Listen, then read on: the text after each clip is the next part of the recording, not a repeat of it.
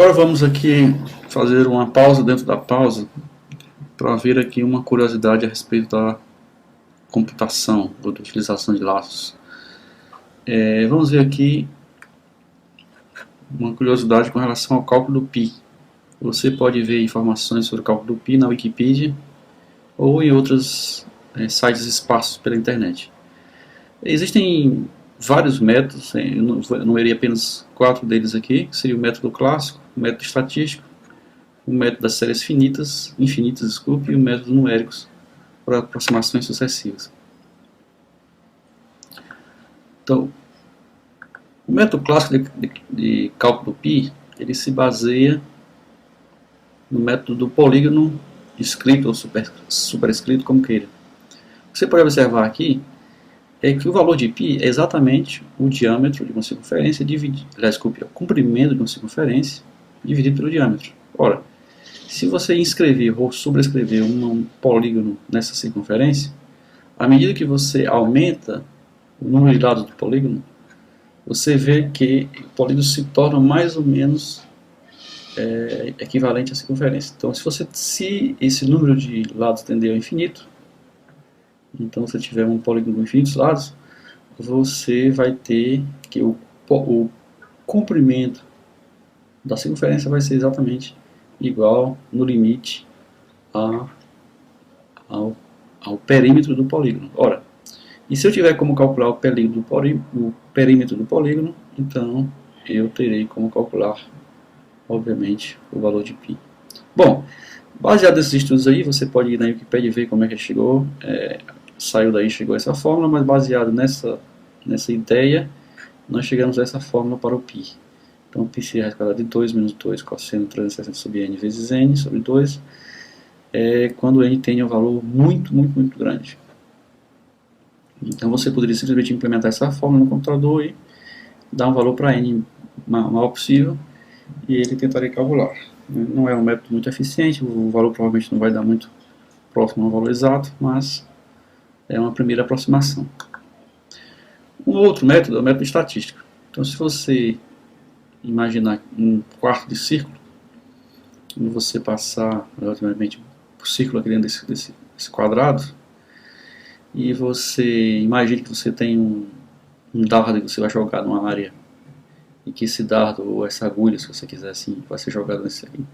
Então, e vai ser jogado e vai obrigatoriamente cair dentro dessa área, ou dentro da área referente ao círculo, ao quarto de círculo, ou na área referente externa ao círculo, na área referente ao quadrado. Você pode considerar que a probabilidade dela cair aqui dentro é muito maior do que a probabilidade ali fora. E pelo método de cálculo das probabilidades, você vai ver que a probabilidade é proporcional às áreas, né, de cada um deles. Bom, se você tem uma razão de áreas, sendo que a área do quadrado é r ao quadrado e a área do semicírculo é πr ao quadrado sobre 4. Então você tem aí que as razões de áreas vai dar aproximadamente π sobre 4. Então é muito simples. Então você calcula o número de pontos que foi dentro, se dividido pelo número de pontos total, multiplica por 4, você tem uma aproximação do π. O que você pode fazer para calcular isso automaticamente é gerar números aleatórios. Se os números aleatórios vai gerando números aleatórios, coordenadas aleatórias, de 0 a 1, de 0 a 1. Aqui você calcula a distância da coordenada ao ponto 0. Se a distância dessa coordenada for maior que o raio, então ele está fora. Se a distância da coordenada for menor que o raio, está dentro. E aí você computa o número de vezes que gerou números internos e o número de vezes que gerou números externos, faz a razão, multiplica por 4, você tem uma aproximação do π. É um bom exercício para você fazer. Eu deixo para você fazer isso aí.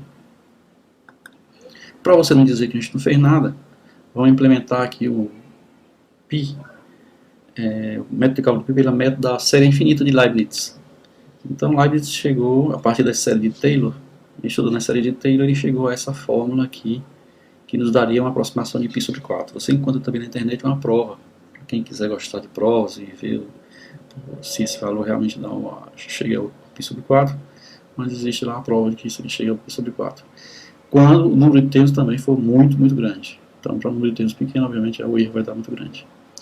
Então, nós vamos ver aqui nos programas que nós fizemos para implementar isso aqui. Vamos ver primeiramente o programa 62. Então, vocês veem aqui que é um simples 1 menos 1 sobre 3, mais 1 sobre 5. Então, o denominador varia de 2 em 2. E a cada termo, um é negativo, o outro é positivo. Então, isso é muito simples, implementar muito fácil. Está aqui. Então, ele começa com a soma igual a 1 inicialmente.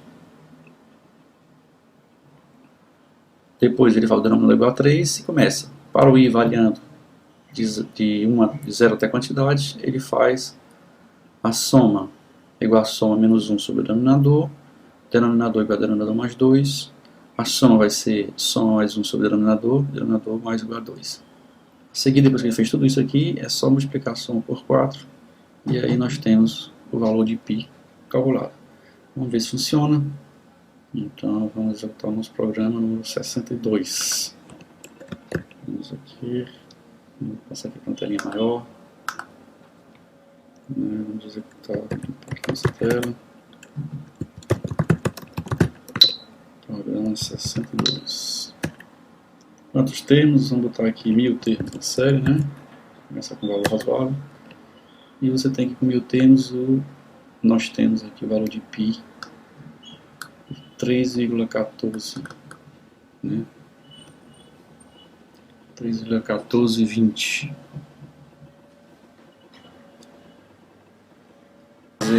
Vamos fazer aqui novamente. Vamos fazer dessa vez com 1 milhão de termos. Vamos ver o que acontece. 1 milhão de termos, nós conseguimos o valor de π de 3,14159, né, 93. Então está aproximado, mas nós vimos que estão corretas apenas as 5 primeiras casas decimais. Então nós vemos que esse método ainda não é muito eficiente, porque nós já estamos aqui com nada menos do que 1 milhão de termos da série e ainda não conseguimos sequer os 5 dígitos corretos. Certo? Isso é bom. Eu poderia modificar um pouco esse programa. Vamos pegar aqui o nosso programa 63, que é esse programa. Nesse nosso programa 63, nós resolvemos verificar ao longo das iterações desse método de série infinita de Leibniz, ao longo das iterações, o quanto estava variando o valor do π calculado. E nosso critério de parada é quando esse valor estiver variando muito pouco, né, um valor muito pequeno, porque a partir daí a gente sabe que o π está chegando aproximadamente ao valor que a gente quer. As modificações que eu fiz nesse programa foram inicialmente para ele pedir qual é a precisão que eu quero, né. Eu vou fazer essa precisão 10 elevado a menos alguma coisa, menos 1, menos 2, menos 3, menos 1000, se for o caso, menos 100 se for o caso. E ele faz exatamente o mesmo cálculo, só que dessa vez ele entra no laço que fica infinito, e esse laço só é parado quando o valor que ele calculou do π atual menos o valor do π anterior que ele calculou estiver menor ou igual ao valor que eu coloquei aqui, ao valor que eu vou admitir para continuar ainda trabalhando em cima dele. Porque se esse valor estiver muito pequeno, significa que eu estou me aproximando do π, mas que ainda vai demorar muito, talvez, para que eu possa obter o valor exato. Então vamos tentar fazer esse cálculo. Programa 63. Bom, ele vai me perguntar a precisão, eu vou dizer inicialmente que vai ser de 10 a menos 3. Então eu vou colocar aqui o valor de 10 a menos 3. Bom, rapidamente ele me responde. Ele calculou, fez 23 interações apenas. O valor está muito longe do π, não acertou nenhuma casa decimal, apenas uma casa decimal. Mas a diferença de cálculo dele já está em valor de 10 a menos 3, menos 0,009. Bom, já verificamos que precisamos melhorar muito isso. Vamos botar aqui 10 a menos 10, por exemplo. 10 a menos 10, aí a gente vai ter que esperar um pouquinho.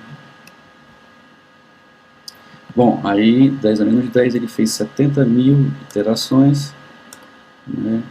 Acertou até 4 casas decimais, 5 casas decimais, né? 14, 15, 9. E a diferença aqui do π que ele calcula agora para o anterior já está na ordem de 10 a menos 10, né?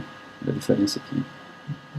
Então eu posso ainda colocar 10 a menos 30, por exemplo, 10 a menos 30.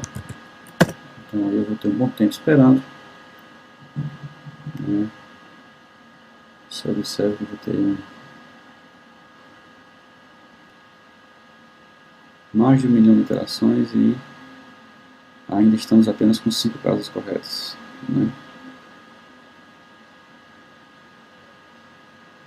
Bom, e se nós continuarmos assim, deixarmos ele calcular, ele vai passar um bom tempo aí, tentando aproximar o π para a gente. Então vamos interromper aqui, para não perder mais tempo.